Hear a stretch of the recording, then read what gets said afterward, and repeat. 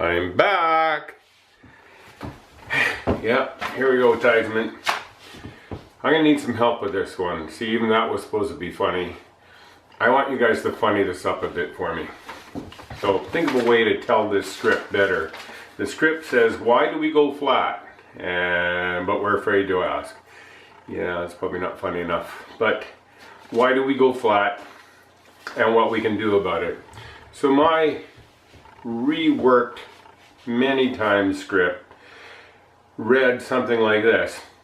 We a cappella singers, especially barbershoppers, know that feeling all too well at the end of a song or even a phrase when, with great anxiety, the pitch pipe is cautiously brought to the lips, and with the highest of hopes, that's supposed to be funny too, is clearly blowing what surely has to be a semitone too high.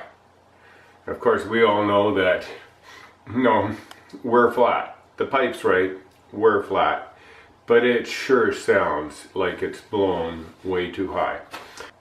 And it goes on to say, and with instant realization, a collective sigh of disappointment, we judge ourselves and try again.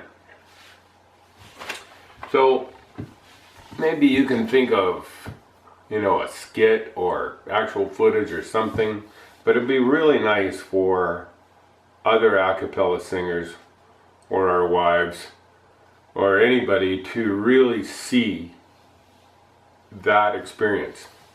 It has lots of funny potential, so you guys think of it, and maybe we can rework this opening.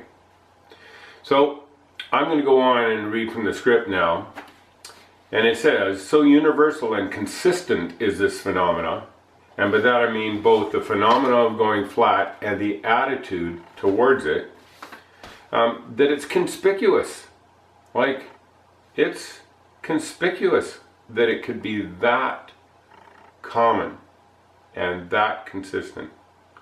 And so what I'm going to prove to you, I'm going to show you that we don't go flat because we're bad singers, but because we're good ones. It's outrageous, egregious, preposterous. It's definitely preposterous. Well, I hope that got your attention, especially if you do think it's preposterous, because you're going to be flabbergasted. Isn't that a great word and a great feeling? You're going to be flabbergasted. So, how I'm going to prove it to you is with a 4-chord progression that you all know too well. You hear this progression all the time. It's a 1 chord to a 6 chord to a 2 chord to a 5 chord, and typically you see it when a kid sits down over here and goes, and the other kid goes, and so on. Anyway, it's that progression, and what we're going to do is tune it perfectly and see what happens. So what is this tune it perfectly? Okay, that's just one little bit of knowledge you need. So let's say you have a 1 chord and your quartet is singing these 3 notes, and you go to a 5 chord, which is here, but of course you couldn't jump up there. You'd probably this guy would keep his note and these two would go to here. So what we're going to learn is that from a 1 to a 5 chord, this note that stays the same, which is the 5th, 1, 2, 3, 4, 5, it's the 5th of the 1 chord, but it's the root of the 5 chord, because that's where you start the chord. Okay, now you don't have to sing it there, you can sing those 2 notes down here, it's still the same chord. Okay, but what we're going to do is keep that note exactly the same, because that is precisely where it comes from, and that's the relationship between those 2 chords. That is what anchors it. You don't waver at all. It defines the placement of the next chord. So if that's true between the tonic chord, the 1 chord, and the 5 chord, the dominant chord, is that true between the 1 and the 4 chord? Absolutely. So there's another example of where this is the 1 chord tonic is the 5 of the 4 chord, or the subdominant. And if you have that note, let's go at typical voicing to be like this to this to this, you keep that note the same.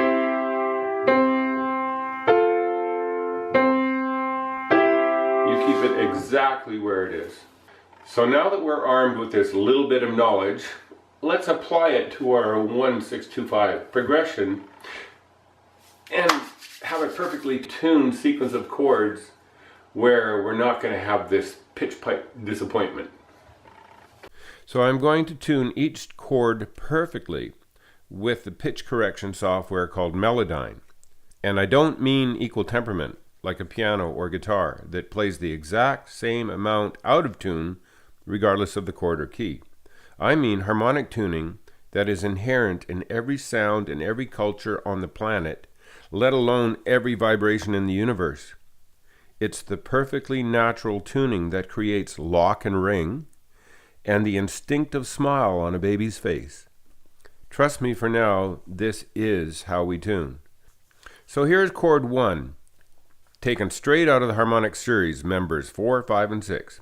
It locks and rings only when its proportions are exactly that, 4 to 5 to 6. Or the C vibrates back and forth 4 times in exactly the same time that the E vibrates back and forth 5 times, in exactly the same time that the G vibrates back and forth 6 times. So they fall in sync exactly and regularly at the same time, determined by their relative proportions to each other. That's the huge concept in tuning. So if it's a bit or a lot too much to grapple with right now, just put it on hold. It's worth going back to, but accept it for now, and we can get to the good stuff. Stop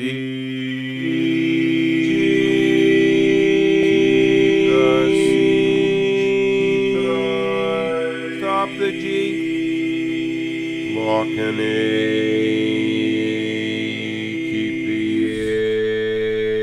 Lock a D, and an F, keep the D, lock a G, and a B, keep the G, lock a C, and an E. Got it? Keep the G.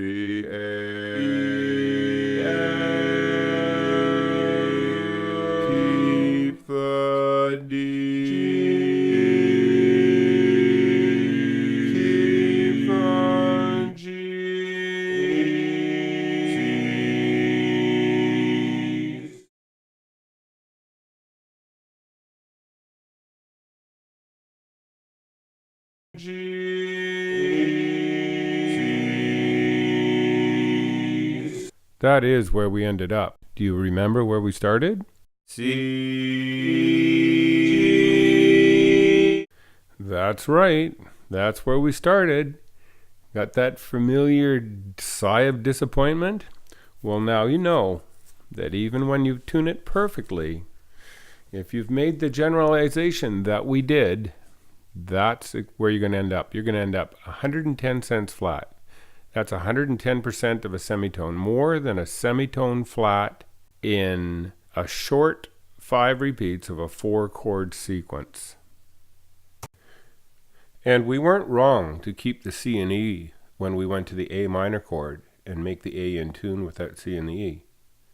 And it's still true that if you have the 5 of 1, it becomes the root of 5. You keep the G in common between the C chord and the G chord, like we did. That was correct. So I'm going to let you think about, I will show you, but it's good to have a wonder about these things and roll it through your brain, see what you come up with. So I'm going to show you another really quick one now that you understand the process. But what happens if we take the same thing and apply it to our beloved barbershop 7s? Okay, so I'm going to show you a couple of chords. A very quick example of how important this is in our barbershop 7th chords. So the first one is a typical barbershop 7th, the C7. Also, all 4 members straight out of the harmonic series, members 4, 5, 6, 7. So there's the chord we're going to change to a G minor 7th. And all that means is the bass goes up a note, the tenor goes up a semitone. So, but what we're going to do to exacerbate this situation is we're going to say the tenor gets his way, he's going to keep his exact same note while we retune the G minor 7th, and then the baritone gets a little ownership, proud, wants to hold on to his note, so he hangs on to that G and we retune to the C7, and then again the tenor is the feisty one, and because you know tenors, so we retune with the tenor note, and then the baritone can't be outdone again, so he hangs on to his note and we retune to here. Okay, so that's all we're going to do, like that, back and forth twice, and then return to the chord we came from. D, G,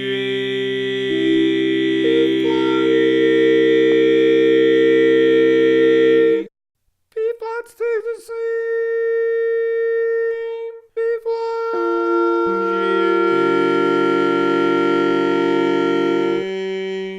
G stays the same, G,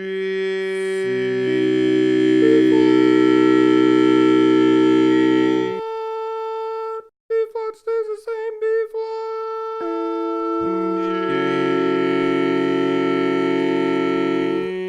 G stays the same, G,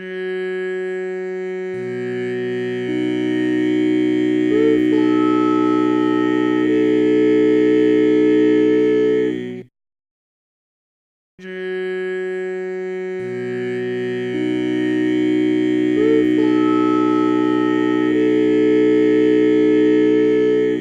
C,